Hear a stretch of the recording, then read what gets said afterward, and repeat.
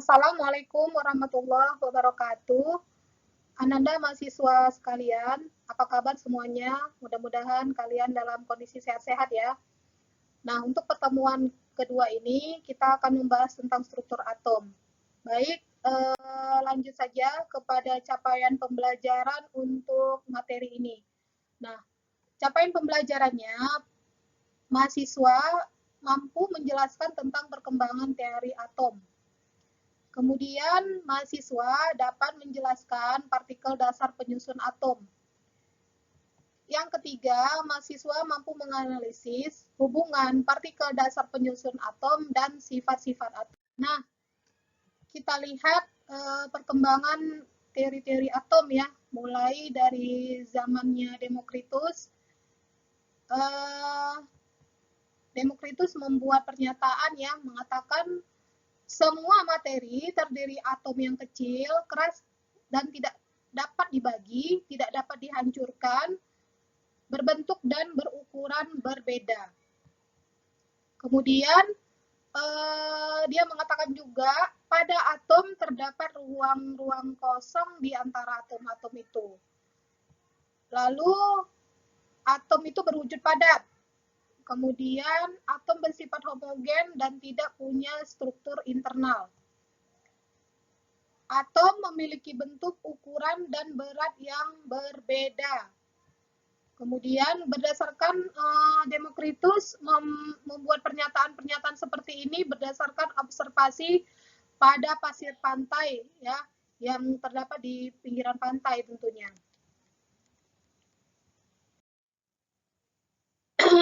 Kemudian ada teori atom Dalton yang pertama sekali yang berdasarkan kepada penelitian ya. Atom Dalton ini teori atom yang pertama yang dikenal. Teorinya itu mengatakan ya, atom itu merupakan bagian terkecil dari materi yang sudah tidak dapat dibagi lagi gitu. Tapi tentang atom ini ide tentang atom ini sudah ada di zaman Demokritus seperti itu. Jadi itu sebelum Masehi itu ya, Demokritus. Kemudian statement teori atom Dalton yang kedua, Dalton menyatakan bahwa atom digambarkan sebagai bola pejal yang sangat kecil.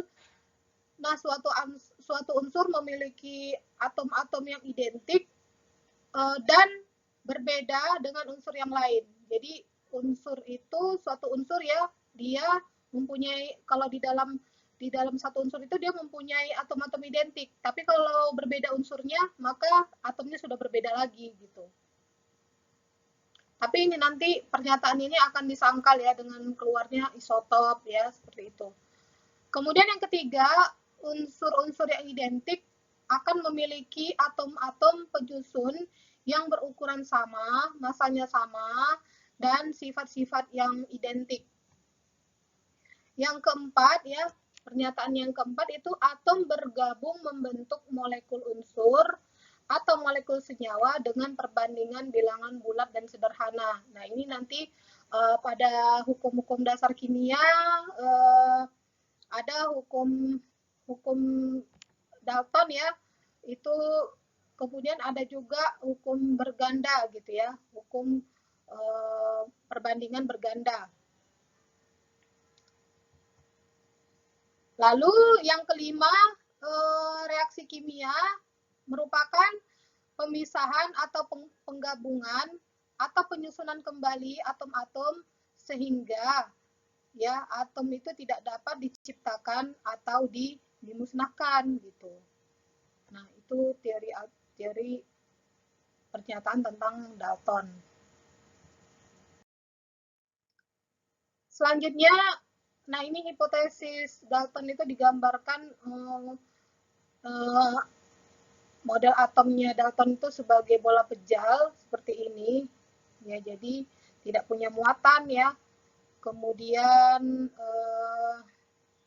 sehingga teori atom Dalton ini tidak dapat menerangkan gitu suatu larutan itu dapat menghantarkan arus listrik karena dia menggambarkan atom itu seperti bola pejal ini tidak ada muatan, seperti itu ya. Kemudian, nah ini kelemahan teori atom Dalton. Nah, ini pendapat tentang atom merupakan bagian terkecil dari materi terbukti salah, karena ternyata atom itu terdiri dari proton, neutron, dan elektron. Jadi bagian terkecil dari atom itu masih ada lagi, jadi bukan atom yang merupakan bagian terkecil penyusun zat gitu. Jadi di dalam atom itu sendiri masih ada proton, neutron, dan elektron. Nah, atom-atom dari unsur yang sama tidak sama dalam segala hal. Ya, misalnya atom-atom dari unsur yang sama tidak sama dalam segala hal, dan unsur yang berbeda juga tidak berbeda dalam segala hal. Hal ini ditunjukkan dengan adanya isotop dan isobar gitu kan. Sama kalau misalnya dia kembar pun tidak segala halnya itu sama gitu, ada hal-hal yang berbeda. Nah, itu penyangkalan dari teori atom Dalton ini. Unsur yang berbeda tidak selalu bergabung dalam rasio nomor sederhana keseluruhan untuk membentuk sejauh. Contohnya C12, H22O11. Jadi teori tentang atom Dalton itu ada yang tersangkal gitu ya. Kemudian tidak bisa menjelaskan bagaimana atom-atom berikatan. Lalu teori ini juga tidak bisa menjelaskan keberadaan alotrof ya. Arang, grafit, berlian. Jadi teori ini tidak bisa menjelaskannya. Nah, selanjutnya untuk teori atom, setelah teori atom Dalton tuh muncullah pengembangannya ya. Ahli yang selanjutnya yaitu J.J. Thomson. Ya, J.J. Thomson ini mengemukakan tentang hasil eksperimennya yang mengatakan ada partikel bermuatan negatif dalam atom yang disebut dengan elektron. Nah, jadi J.J. Thomson ini yang menemukan elektron gitu kan. Dia mengatakan di dalam atom itu ada muatan negatif. Nah, kemudian J.J. Thomson juga mengatakan atom itu bola pejal yang permukaannya itu dikelilingi elektron dan partikel lain yang bermuatan positif. Nah, pada atom netral jumlah elektronnya sama dengan jumlah proton. Ya. Ini ya, seperti ini model atom J.J. Thomson gitu. Ya, jadi ini atom bola pejal. Nah, di sini ada elektron-elektron yang tersebar di permukaannya seperti itu. Nah, eksperimen yang dilakukan oleh J.J. Thomson itu menggunakan tabung sinar katoda ya, yang mana nah J.J. Thomson ya melakukan pembuktian dengan tabung sinar katoda, di mana dalam penemuannya ya sinar katoda ini menunjukkan sifat-sifat sebagai berikut ya. Sinar ini merambat dalam arah garis lurus dari katoda nih, di katoda dan kemudian anoda. Bila dikenakan gaya dari luar menggunakan lempeng kondensor bermuatan listrik, maka sinar katoda dibelokkan ke arah lempeng bermuatan positif. Nah, sehingga kesimpulannya berarti sinar katoda itu bermuatan negatif. Maka J.J. Thomson berkesimpulan bahwa sinar katoda itu merupakan elektron ya. Nah, tapi kelemahannya di sini J.J. Thomson untuk teori atom J.J. Thomson ini tidak dapat menjelaskan kedudukan elektron dalam atom seperti itu. Nah, teori atom yang ketiga itu oleh Ernest Rutherford. Ya, beliau mengeluarkan teori tentang teori atom ya. Ernest Rutherford ini mengatakan atom itu terdiri atas inti atom yang bermuatan listrik positif, di mana massa atom hampir seluruhnya berada pada inti atom. Nah, kemudian muatan listrik negatif yaitu elektron ini terletak sangat jauh dari inti. Nah, untuk menjaga kestabilan jarak muatan listrik negatif terhadap inti, maka muatan listrik negatif itu senantiasa bergerak mengelilingi inti ya. Nah, ini adalah model atom Rutherford. Ini adalah eksperimen ya yang dilakukan oleh Rutherford ya untuk memperoleh teorinya ya. Kita perhatikan ini eksperimennya penembakan partikel alfa ya, dan di sini berpendar ya, ada yang dia menumbuk, ada yang garis lurus, lalu kemudian ada yang berpendar seperti ini gitu. Jadi yang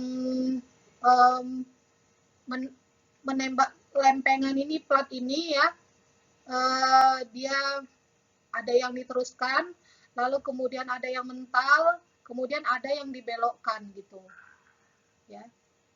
Jadi kalau partikel alfa itu dia muatan positif, kalau misalnya diteruskan itu berarti tidak bermuatan. Tidak bermuatan itu berarti neutron lah di situ ya. Kemudian yang mental itu berarti sama-sama muatannya, berarti itu inti atom. Kalau misalnya dibelokkan, ya dibelokkan itu adalah elektron seperti itu.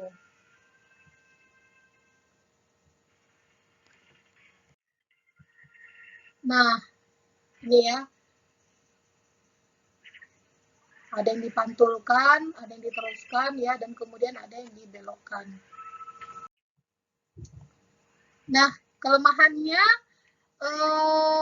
teori atom ini belum mampu menjelaskan di mana letak elektron dan cara rotasinya terhadap inti atom.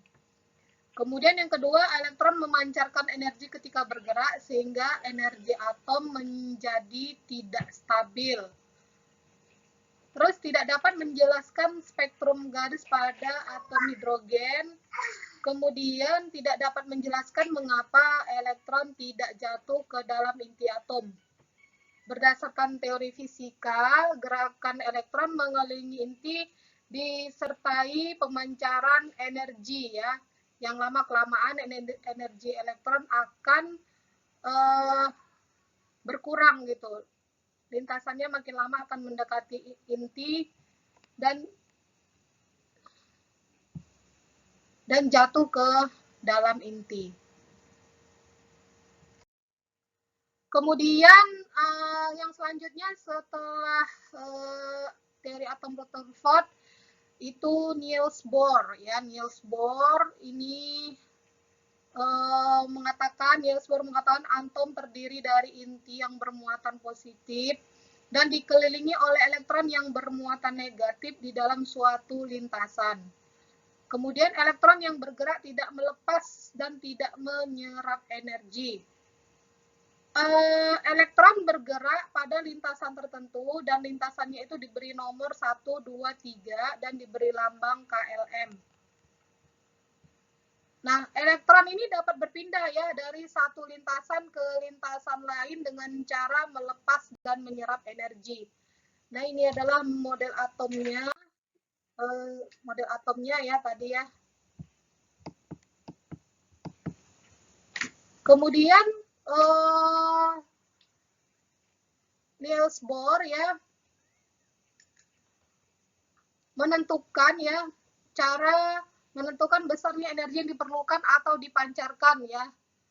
Itu teori atom Niels Bohr-nya, ini rumusnya delta E sama dengan tetapan Planck dikali F, kemudian seperti ini ya rumusnya.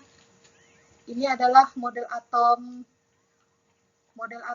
dari Niels Bohr ya, yang mana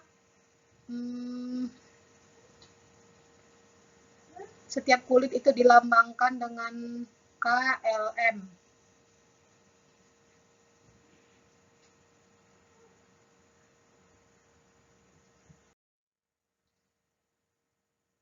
Nah, kelemahannya ini ada beberapa kelemahannya, yaitu yang pertama melanggar azas ketidakpastian Heisenberg karena elektron mempunyai jari-jari dan lintasan yang telah diketahui. Kemudian yang kedua, model atom Bohr ini mempunyai nilai momentum sudut lintasan ground state yang salah. Yang ketiga, lemahnya penjelasan tentang prediksi spektra atom yang lebih besar. Yang keempat, tidak dapat memprediksi intensitas relatif garis spektra. Kemudian tidak dapat menjelaskan struktur garis spektra, dan kemudian tidak dapat menjelaskan efek Zeeman. Ya, yang terakhir ya, itu model atom mekanika gelombang ya. Nah, jadi ada 5 teori atom ya, mulai dari yang pertama itu adalah teori atom Dalton, kemudian J.J. Thomson, kemudian Ernest Rutherford ya, teori atom Rutherford, kemudian ada yang keempat Niels Bohr, yang kelima ini model atom mekanika gelombang yang model atom yang modern ya. Nah, dasar-dasar mekanika gelombang ini di sini ada 3. Ini dasar-dasarnya aja, ini sekedar menyampaikan tentang dasar-dasar mekanika gelombang ya, karena ini nanti belajarnya untuk lebih spesifiknya ini di kimia fisika ya. Yang pertama itu adalah dualisme partikel materi de Broglie, kemudian persamaan gelombang Schrödinger. Yang ketiga itu prinsip ketidakpastian Heisenberg. Untuk model atomnya seperti ini ya, model atom mekanika gelombang ini ada awan elektron, kemudian ini adalah inti atom. Nah, untuk teori atom mekanika gelombang ini isinya ya statementnya elektron itu berada di daerah yang disebut orbital atau awan elektron. Nah, orbital menggambarkan tingkat energi elektron. Orbital-orbital dengan tingkat energi yang sama atau hampir sama akan membentuk subkulit. Beberapa subkulit bergabung membentuk kulit. Kemudian yang terakhir, dengan demikian ya, dengan demikian kulit terdiri dari beberapa subkulit dan subkulit terdiri dari beberapa orbital. Nah, kita masuk ke bilangan kuantum ya, bilangan kuantumnya. Jadi orbital atom umumnya yang dideskripsikan sebagai fungsi gelombang dengan bilangan kuantum NLM yang berkorespondensi dengan energi, momentum sudut, dan arah momentum sudut pasangan elektron secara berurutan. Ya, jadi bilangan kuantum ini nanti bilangan kuantumnya ada. Nah, bilangan kuantum itu ada 4 ya. Bilangan kuantum yang pertama itu namanya N, bilangan kuantum utama, lambangnya N. Ini menunjukkan tingkat energi elektron atau disebut juga kulit atom. Nah, nilainya selalu positif. Misalnya nama kulitnya itu K, L, M, N. K itu nilainya 1, L itu 2, M itu 3, N 4, dan seterusnya. Bilangan kuantum yang kedua itu L, bilangan kuantum azimut. Nah, ini menggambarkan momentum angular atau sudut elektron. Nilainya itu adalah 0 sampai N kurang 1. Jadi 0, 1, 2, 3, sampai N kurang 1. Nah, nama subkulitnya itu untuk bilangan kuantum azimut ini ya, nama subkulitnya itu SPDF. Nah, itu ya SPDF, di mana bilangan kuantum azimut untuk S itu adalah 0, P itu 1, ya, D itu 2, F 3. Kemudian, ini salah nih. Aduh. M ini adalah bilangan kuantum magnetik ya, menunjukkan arah dari momentum sudut elektron terhadap inti. Nilainya minus L sampai positif M itu ya, minus M sampai positif M. Kemudian ada bilangan kuantum spin. Bilangan kuantum spin ini S ininya ya, lambangnya, yang mana menunjukkan arah perputaran elektron pada sumbunya. Dalam satu orbital, maksimum dapat beredar 2 elektron dan kedua elektron ini berputar melalui sumbu dengan arah yang berlawanan dan masing-masing diberi harga spin positif setengah dan minus setengah. Nah, ini gabungan bilangan kuantum N dan L menunjukkan keadaan atomik ya, hubungan N dan L. Nah, perhatikan misalnya kalau N sama dengan 1 ya, L-nya itu sama dengan 0, kemudian N sama dengan 2, berarti 2S, 2P, ya untuk 2P itu L-nya sama dengan 1. N sama dengan 3, L-nya sama dengan 0, untuk 3P, L-nya sama dengan 1. Ya, L itu adalah bilangan kuantum azimut ya. Kemudian untuk 3D itu L-nya sama dengan 2.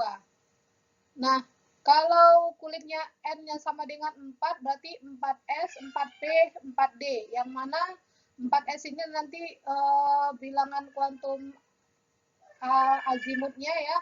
Itu L-nya sama dengan 0, kemudian L sama dengan 4P itu L sama dengan 1, L sama dengan 4D, L sama dengan 2.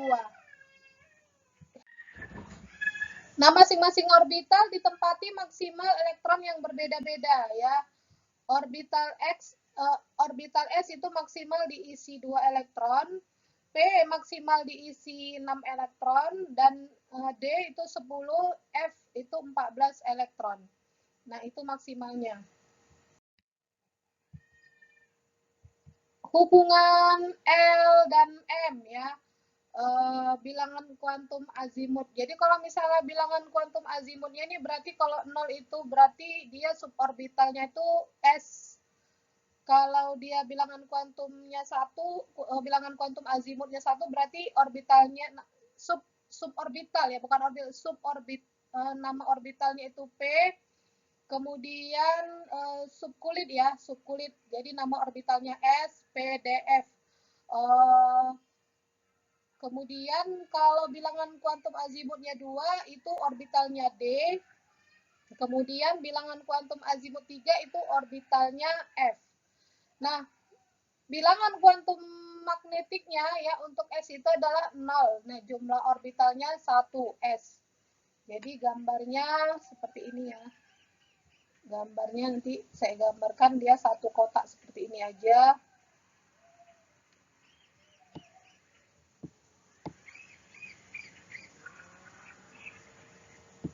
Jadi satu kotak ya, ini untuk S ya. Nah, bilangan kuantum magnetiknya ya untuk S itu hanya 0 ya, karena jumlah orbitalnya 1. Ini dia. Jumlah orbitalnya 1. Kemudian untuk bilangan kuantum azimut ya, bilangan kuantum azimut ini berarti dia P ya.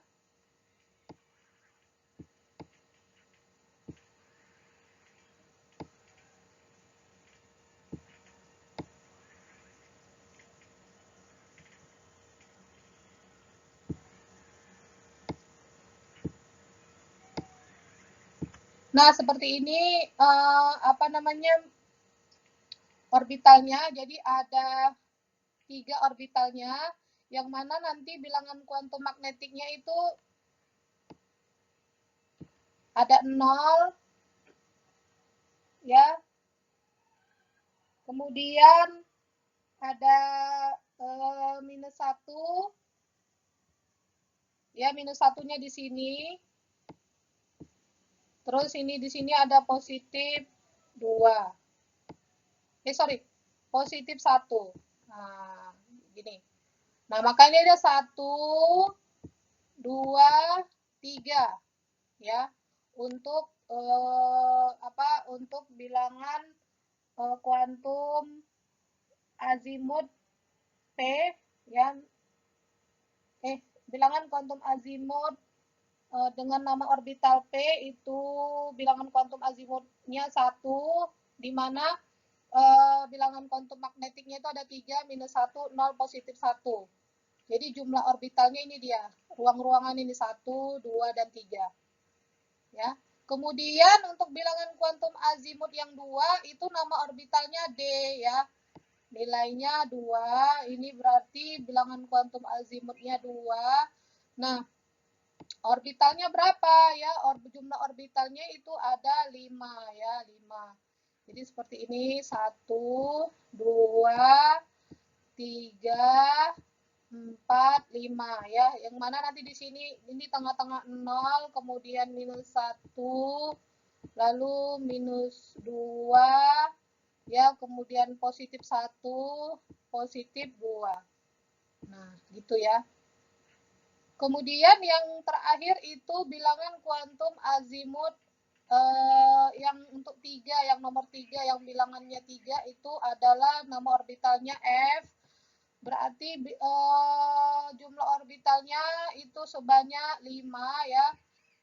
1, 2, 7, 3, 4, 5, 6, 7. Nah, ini dia.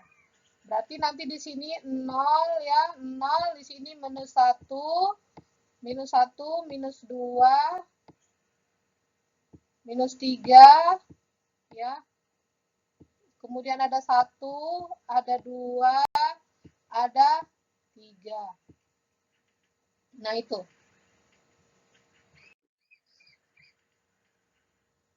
Selanjutnya kita masuk ke struktur atom ya, struktur atom ya.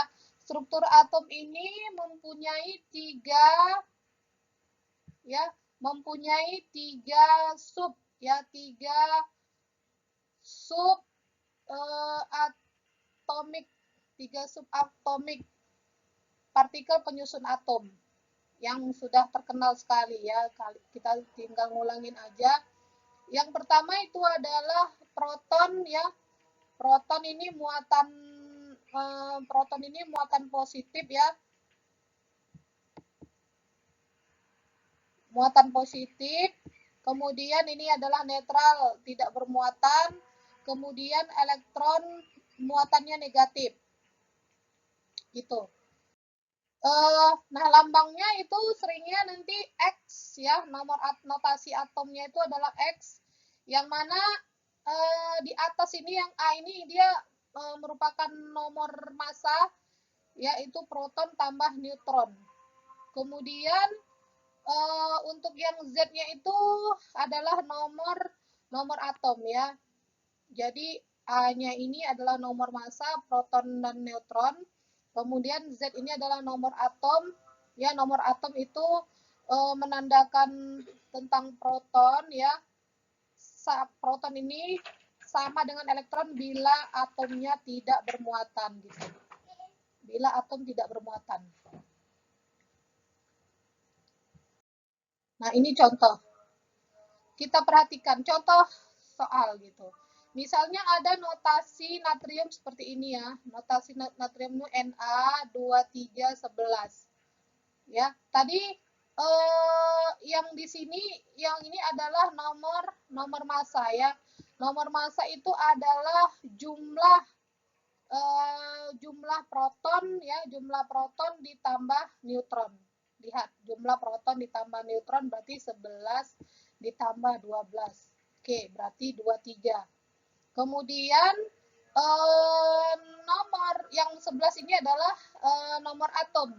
Nomor atom.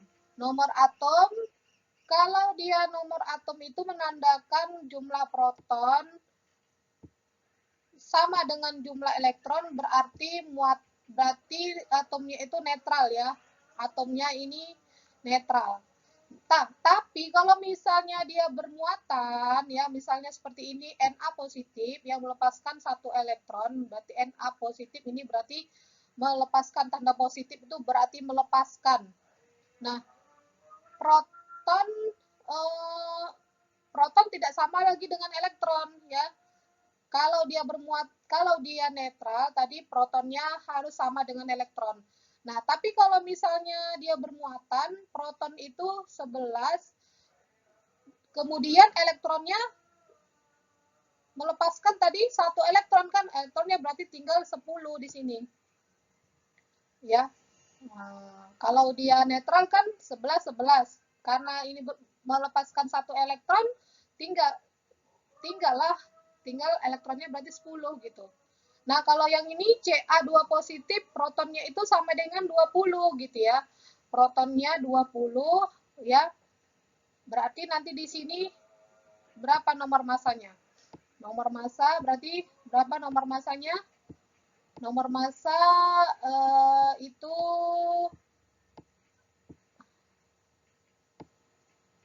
sama dengan jumlah proton ditambah dengan jumlah neutron ya. Jumlah proton ditambah dengan neutron. Ya, berarti nomor massanya adalah 40. Nah, 40 ya di sini ya. Yang atasnya ini ya kan. Jadi kalau misalnya ada Ca di sini berarti Ca di sini 40. Kemudian nomor atomnya itu adalah protonnya berarti di sini 20. Nah, tapi karena dia Ca2 positif ya, Ca2 positif, maka di sini seharusnya tadi protonnya kan kalau misalnya dia normal ya, muatannya tidak bermuatan ya, proton harus sama dengan elektron ya. Proton 20, elektronnya 20. Tapi karena ini bermuatan berarti di sini elektronnya jadi 11. Nah, ini dia. 18 ya. Tuh. Nah, ini adalah contoh isotop ya. Unsur seng terdiri dari 60% isotop Zn65 dan 40% isotop Zn66. Tentukan massa rata-rata atom seng. Nah, ini sekarang kita menentukan massa rata-rata dari sebuah atom. Yang mana atom itu dia memiliki isotop. Nah, di sini isotop Zn itu ada dua. Yang pertama adalah Zn65, satu lagi Zn66. Yang mana Zn65 ini sebanyak 60%, sedangkan Z66 ini 40%. Nah, sekarang tentukan massa rata-rata atom seng tadi gitu. Jadi caranya adalah ARZN ini sama dengan persen Zn65 kali M. Ya, M massa atomnya Zn tadi ya, massa atom Zn65-nya ditambah persen Z66 dikali massa Zn66. Nah, yang mana persen Zn65 itu ada 60% ini kan. Yang ini ya 60% ya, 60%. Berarti 60% dikali 65 ya, 65. Ini adalah Zn65. Kemudian Zn66 berapa? 40% ya, 40% ini. 40% dikali A66. 66 ini adalah massa atom Zn66. Nanti dapatlah dia 65,4. Jadi AR rata-rata dari Zn itu adalah ini dia. AR rata-ratanya. AR-nya ya, AR rata-ratanya. Nah, kedua ini kita ada soal juga, contoh soal unsur klorin mempunyai dua macam isotop, yaitu isotop Cl35 dan Cl37. Yang mana tentukanlah kelimpahan kedua isotop tersebut jika diketahui massa atom relatif Cl-nya itu sama dengan 35,5. Nah, di sini udah diketahui massa atom relatifnya itu 35,5. Jadi yang ditanya adalah kelimpahan kedua isotop ini. Jadi berapa persen Cl35-nya dan berapa persen Cl37-nya. Ya, seperti ini dia. Jadi 35,5 ini adalah ArCl-nya. Kemudian X yang dicari, yang ingin kita cari itu adalah kelimpahannya ya kan, berapa persen si Cl35 dan berapa persen Cl37. Berarti di sini X per 100 dikali 35 tambah 100 dikurang X per 100 dikali 37.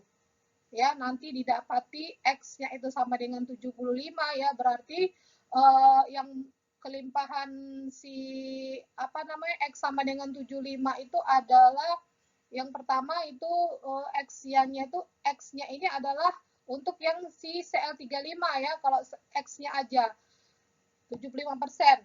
Nah, untuk Cl37-nya ya berarti kurangkan aja 100% dikurang 75 tadi yang mau diketahui. Berarti si Cl37 adalah 25%. Oke, baik itu saja untuk pertemuan kita kali ini. Ya, nanti nanti kita akan di dalam online-nya nanti akan kita bisa tanya jawab, lalu kemudian nanti ada tugas-tugas juga, ya tugas-tugas akan saya kirim. Jadi untuk video kali ini sekian dulu ya yang bisa saya sampaikan. Assalamualaikum warahmatullahi wabarakatuh.